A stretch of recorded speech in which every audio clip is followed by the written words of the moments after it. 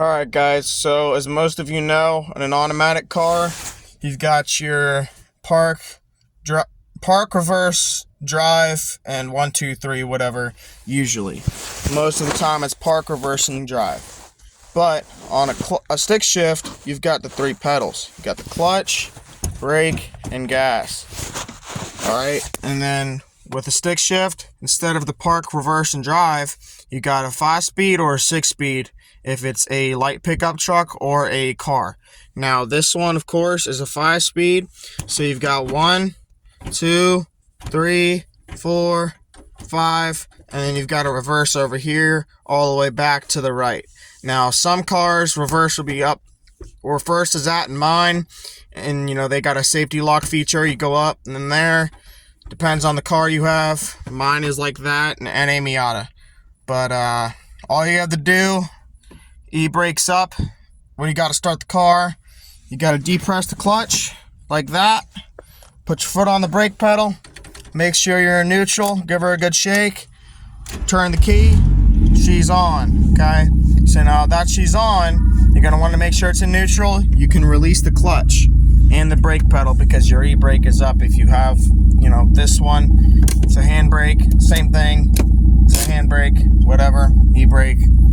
All you have to do, put your foot on the brake, press the button to release the handle on the e-brake, push it down all the way, make sure it's down. What you got here is your revs, your RPM gauge, and your speedometer. So what you're going to want to do to get started, keep your foot on the brake.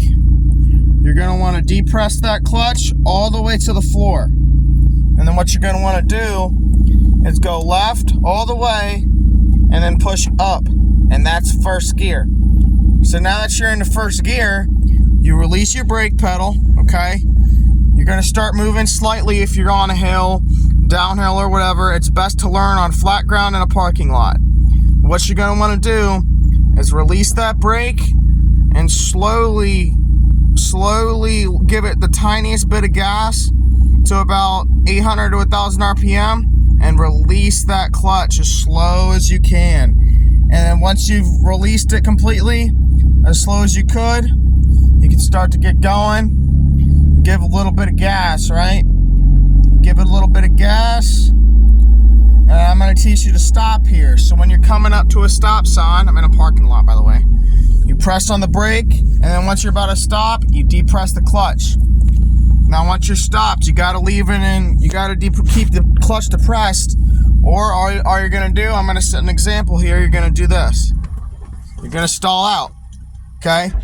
So when you stall out, all you have to do is keep that clutch depressed and start it back up, all right? But what you got to do is do that slow release again on the clutch once you're back in first.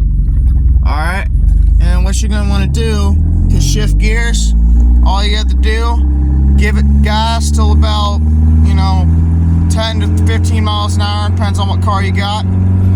Depress that clutch completely and shift it straight back into second. So now that we're in second gear, give it some more gas, probably about 20-25 miles an hour. You can shift her back into third. So all you have to do, depress that clutch, put it back straight up into third. Straight up, that's it. Well, not straight up, but up and then to the right a little bit, into the middle, and that's third gear. And then I'm gonna do it in the fourth gear, right here.